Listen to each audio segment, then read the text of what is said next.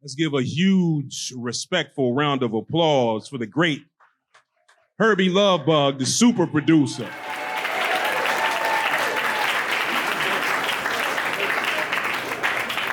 Honored to have this brother here. He's an elusive brother. You don't see him do a lot of interviews, and you don't know where he's at. People say, oh, he's so underrated. When the great hitman Howie T of Brooklyn passed away a couple weeks ago, several people, social media everywhere, oh man, hitman Howie T and HURBY Love, two of the most underrated in the game. And there's truth in that. There's truth in that. So it's to be able to, as we say, give this brother his flowers is a great honor. So throughout the history of recorded rap as an industry, there have been many cliques, crews, posses, and moguls. Some achieved commercial success while others remained underground. But the idol makers were able to conquer both the underground and commercial markets while mastering the art of branding long before it became a buzzword in hip hop. The fearless leader of the idol makers, HURBY Lovebug, is it pronounced AZOR, brother? AZOR. HURBY Lovebug AZOR mastered the art of branding and marketing at a time when major labels in much of the world still had minimal belief in hip hop as an art form, and long before the internet or any social media. HURBY was born in Haiti and raised in East Elmhurst, Queens, where, like many in hip hop, he started as a b-boy. Before the world christened it breakdancing, he was a b-boy. He was raised on the live tape recordings of Grandmaster Flash and the Furious Five, the Treacherous Three, the Fantastic Five, the Cold Crush, and other legendary first-generation rap crews we often heard in the OJ car services that he would take to the Bronx just to hear that music. HURBY would also try his hand at DJing and MCing. As a member of Kid Flash and the Super 7, and later the Super Love and 3, HURBY played an integral role in early Queens hip-hop history and would soon launch his own label, Quasar, which was a play on his last name, AZOR. Quasar Records will release music from Quicksilver and the Super Lovers, Futuristic, and a group called Supernature. Supernature's debut single, The Showstopper, an answer to the show by Dougie Fresh and Slick Rick, would not only become a hit, it would introduce the world to an act that would later be known as Salt and Pepper. That's right, give it up for Salt and Pepper as well. Long before the Puffies, Jermaine Dupri's, and other mogul/producers had management companies and labels with successful artist rosters, HURBY Lovebug, the super producer, brought us Salt and Pepper, Kid and Play, Dana Dane, Sweet Tea, Kwame, and Antoinette. His time spent at Howard University with Ron Lawrence would expose him to go-go, which we'd incorporate into most of his productions. Because HURBY played a behind-the-scenes role and avoided the spotlight, he came up at a time before the producers shared the spotlight with the artists. HURBY's name and accomplishments are criminally underrated and underrepresented in the history of hip-hop. Again, this is the template for the for the mogul/producer. And I want you to give it up again for the great HURBY Lovebug, super producer, idol makers manager. I'd like to send a special thanks to HURBY Lovebug, the super producer. HURBY Lovebug, the super producer. HURBY Lovebug, the super producer. Who produced this album? And it's coming out to you. Yes, it's finished. To you, you, and you. Y'all will love it. Yeah. And a special dedication to the Kango crew for music and art. HURBY Lovebug, the super producer. HURBY Lovebug, the super producer.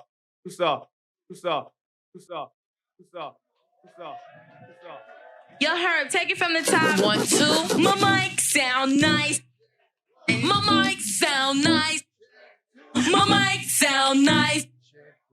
Are you ready? Ready, ready, ready, ready, ready, ready, ready, ready, ready, ready, ready. 1, 2, 1, 2. My mic sounds nice. As a producer, we don't normally come out in the front. So I'm not gonna say a lot. I'm just gonna try to say the most important things to me. And that will be the music that inspired me.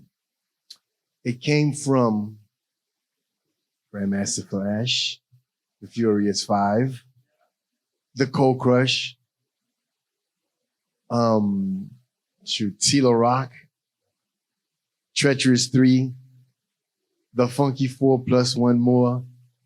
I remember seeing Sha Rock at the Reese Center. I was like, wow. You know, this is what I wanted to do. I still have to say thank you to all the pioneers. And the new people don't know them. But when you listen to a Cold Crush tape, no other MCs can deal with us because we are the four known as the Cold Crush. Oh my God. I don't know where Kaz is, but yo, those were inspiring days. When you heard Melly Mel, you know, when you listen to, back then he used to be called Mr. Ness, not Scorpio. You know, he was to me like the king of the echo. I had to get an echo chamber to hear Mr. Ness, to be like Mr. Ness. But this is where the music came from. Those were the pioneers. And I want to say thank you to them. Thank you to you for giving me the inspiration to do that. I have a lot of people to thank, and I'll probably forget a whole bunch of them because I'm getting old, as we all will. I want to thank all the groups that's with Idol Makers. We're going to start with Salt and Pepper, Spinderella, Kid and Play, Dana, Dane, Sweet Tea, The Boy Genius, Kwame, Antoinette, and at one time we also had Joski Love. Some of the producers that worked with Idol Makers, Ron Lawrence, they became known as the Invincibles. Dana Dumb, Mosey, not dumb, but he knows what it means. The Kango Crew, Andre DeBorg. Well, Andre gets a special thank you. Andre was the engineer of engineers. We were creating music. We were doing things that, with a sampler that wasn't done. We were taking, what was that, SBX 80, syncing it with to do MIDI, whatever. It was too complicated, but Dre figured it out. And when I couldn't loop a record, I needed a tempo, a click. Not to get too technical, but this is what he had to do. And he had to deal with that, because I come up with an idea, and Dre, you have to make it work. Kid, play. Remember, Do This My Way. So we take this record apart and literally took it apart. I was looking for this one beat. I had to get it. Dre was like, oh, it's got this, it's got that. We'll figure it out. We made it happen. But that was thanks to Dre. And I want to say, give him a round of applause. Andre DeBorg. Definitely. Yo, Dre, where you at, Dre? Where You don't is have Dre? to. People want to see what you look like. Everybody's like, who? Okay, no, he's over there. There he goes. He's waving. Yeah, I didn't forget you, Dre, man. I don't talk a lot. But you're in my heart. Then we get down to the management of Idol Makers. You see, I was a producer, yeah. Brought them all together, yeah. But I wasn't managing. I couldn't do it. And all these guys they needed management. They wanted to be down with somebody they trusted. And that's when somebody like JP, who's over there somewhere. Where's Daryl? Is Daryl around? There goes Daryl Brooks and his partner, Carol Kirkendall, who came in and just took the weight off my back. I couldn't deal with Salt and Pepper was blowing up. Kid and Play was doing movies. I was so, what was I doing? Girls, right? Girls, yeah. Yeah, I was with girls. Girls in cars. Yeah, girls in cars. I was good with that. But Daryl, JP, we had some other good people with us. Julia, I want to thank them. The DC crew, yeah, they're from the DC. Definitely from DC. G Street, right? Yeah. A lot of names right now, but I know him as Carol. I just know him as Daryl. Carol and Daryl, yeah. CD Enterprises. But these are the things, these are the people that I want to thank. And like I said, I'm not going to make it, I don't have a lot to say. but I want to say thank you to the groups that was down with Idol Makers. And I want to say thank you to the universe, or the known universe as it's called in the record contracts, the known universe. This is the contract they make you sign right before they pull out the sandpaper condom. So you got to understand, record labels are not your friend. So be careful. For all you inspiring artists out there, be careful. And they tell you, get a lawyer, get a lawyer. Well, guess what? The lawyers are doing it too. So you got to read, listen, and learn the music, okay? And I want you to meet my brother, CVO, we call him the Boy Wonder, and he's the one that's more behind the scenes than I was. He's the one that was doing the dances, salt and pepper dances, DJing, we were doing all this stuff. We did everything in-house. We didn't know anybody else in the business. Play was designing clothes. Kid was writing rhymes and rapping as background vocalists in our songs. We all did everything together. But Steve, say a few words. Let me use your mic. Yeah. What's up, everybody? This is incredible. One thing I always say is, out of the Grammys, MTV Awards, there's a couple of awards that always stood out the most to me. And I think I still have a couple of them. It was the Latin Quarter Awards, when this man right here won the Best Producer of the Year award. That's bigger than, that's our Grammy, the Latin Quarter Awards. The Rooftop Awards, Union Square, that's our house. That's what we grew up on. And there's a lot of people that I'm gonna thank, but first I want to say how, growing up here in America as Haitian in the 80s was tough. It was very, very, very tough. Not just being Caribbean, but being Haitian. And it stuck by us, and I think that's where we also got our strength.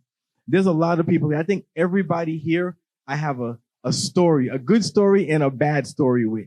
But I want to say a special shout out to DJ Red Alert, because there's one thing that he didn't mention, and that's how fair he was. New York didn't play for a while Happy People music. For a long time, Kid and Play, Salt and Pepper, Kwame, they weren't playing them on the radio. Red Alert always supported and always gave props to Salt and Pepper, Kid and Play, Dana Dane. He was very, very, very fair. That's one more thing that you got to go by. And I remember the Jungle Brothers. But one thing that I say, and I don't know if I'm wrong about that, is these guys are responsible for house rap. Hip hop, house, they created it.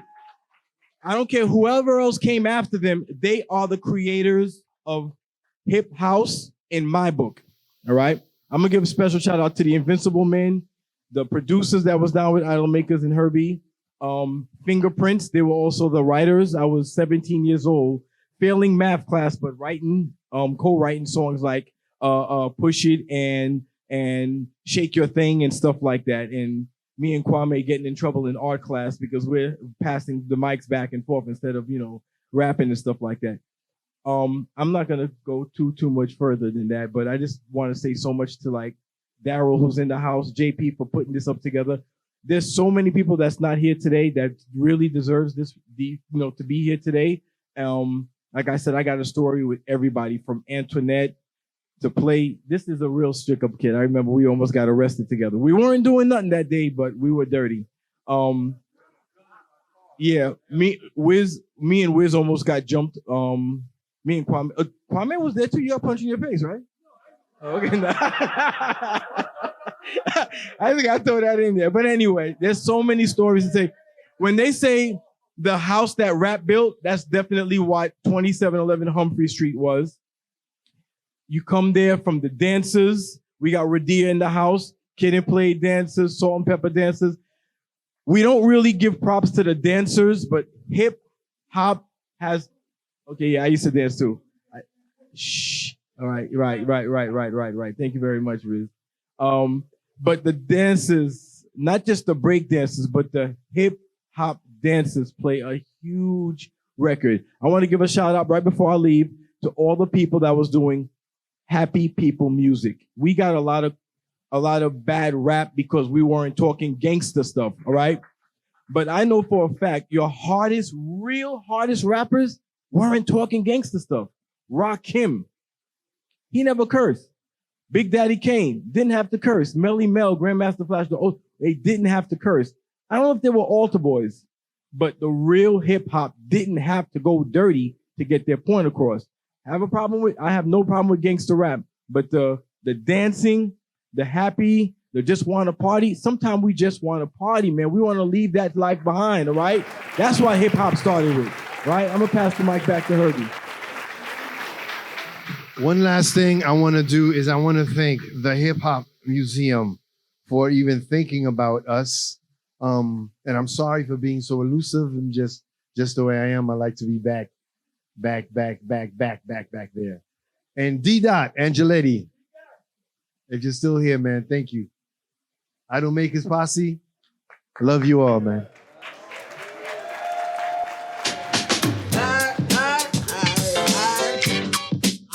Sing it. Oh, you looking sweet, baby. Yes, indeed.